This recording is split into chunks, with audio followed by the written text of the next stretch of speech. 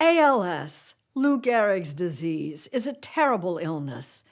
It's rare, only about 5,000 people are diagnosed every year, but there's no cure and few treatments.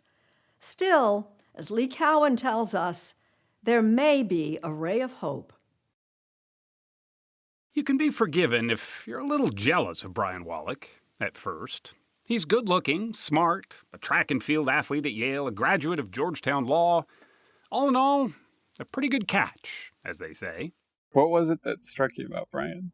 I mean, he's very cute. I was trying to impress him since the moment I met him. That moment was in New Hampshire, when Sandra Abervaya was working for the 2008 Obama presidential campaign. Brian was the political director for the state. It's a job he took instead of taking an offer from a big powerhouse law firm. It was literally our job to work together. Or just the three of us, just in case. Eventually, they both became staffers in the Obama White House. You embark on a new journey together. They married in 2013. Share in the ups and downs of life together. Moved to Chicago and started a family. Should we go back? Come here. But a few years later, their charmed life took a turn. Good job. While working as an assistant U.S. attorney in Chicago, Brian went to the doctor about a simple cough, but it was much more than that. There's so much I want to do and say, and the disease makes it hard to do. He was eventually diagnosed with ALS, amyotrophic lateral sclerosis. It's already nearly robbed him of his ability to walk and his ability to speak. So there was more going on than just the cough. Yeah. But you hadn't even told her? No. I had no idea. There were other things bothering Brian that he had kept to himself, thinking they were probably nothing to worry about. My muscles were twitching. You can see that the muscles are just pulsating. I also had weakness in my left hand. That's how ALS works. It kills the nerves that move muscles. The average lifespan is only 2 to 5 years. Brian didn't know much about ALS when he was diagnosed, but he did know the legend of Lou Gehrig, the New York Yankee who bid goodbye to his fans after he, too, was diagnosed with ALS. I consider myself the luckiest man on the face of the earth. Gehrig made that speech on July 4th, 1939, and he was dead less than 2 years later. Time became Brian's most pressing question for his doctor. And then I think you have about 6 months or so. And how do you even process something like that? And then Brian was only 36. He and Sandra had a 2-year-old and a newborn just home from the hospital. We started crying on the floor of our living room, and then Brian said, "We have to go to the Verizon store." And I was like, "What are you talking about?" "We need to get more memory on my iPhone because if I die, I don't want the girls to forget who I am." That was one of your first thoughts. Brian did beat the odds. He's almost 4 years into his diagnosis, but its cruelty is so plainly evident. Despite the decline, though, he and Sandra are determined to fight the disease, the same way they fought a winning political campaign. Thank you for the opportunity to testify before you today. For the last 2.5 years, he and Sandra have been crisscrossing the halls of Congress. That's Brian testifying before Congress in 2019. I'm here to ask you to see us, to hear us. And this is him testifying just this past May. the question now is how quickly we can end ALS. The vehicle they're using to bring about change is their organization, I Am ALS. Let me get everyone on. Thank you. They are tireless, working every day, usually from the ALS war room upstairs in their home. Their goal is to give patients the power to make change, to give them a voice in their own care, and help them gain access to therapies that they might not otherwise get. When you are a patient and you are driving the advocacy agenda, and you're running out of time, you push hard and you do work differently. Since it was started, I Am ALS says it's helped increase federal funding for research by $83 million. The infusion of money has helped launch dozens of clinical trials for promising new therapies.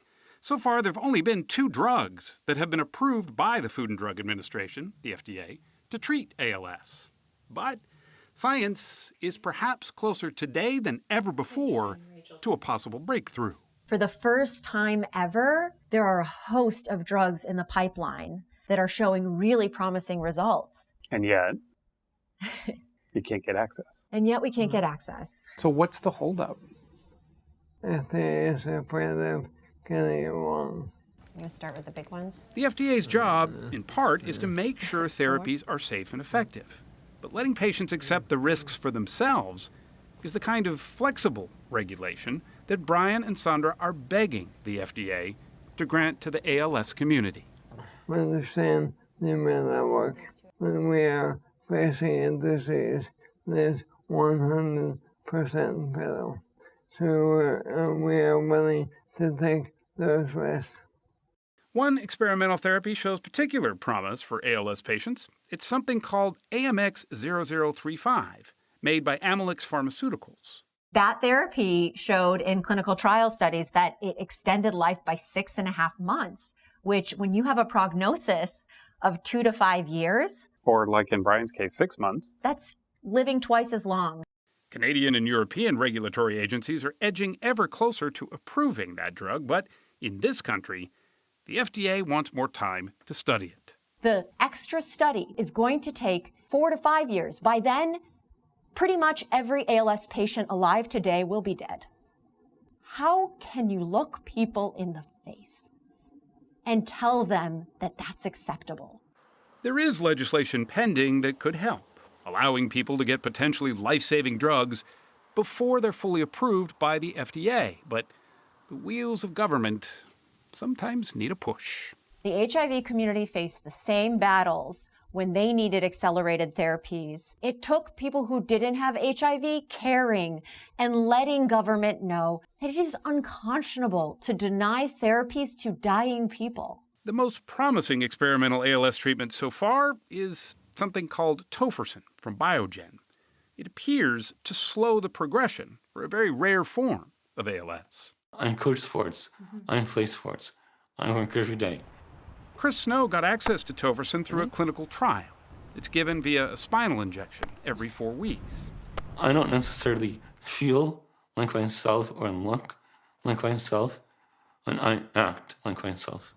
Now, it only targets a particularly aggressive form of ALS, but it's just that also took the lives of Chris's father, 2 uncles, and his 28-year-old cousin. At the time he started on the new drug, he was given less than a year to live. That was almost 2 years ago. He should be dead. That's the simplest way to put it. He looks pretty good for a dead person. She says that too. His wife, Kelsey, watched Chris get back on the ice and play hockey. He's the assistant general manager for the Calgary Flames. And he's still able to keep up with their 2 young children. The quality of life that this has given us is really a miracle.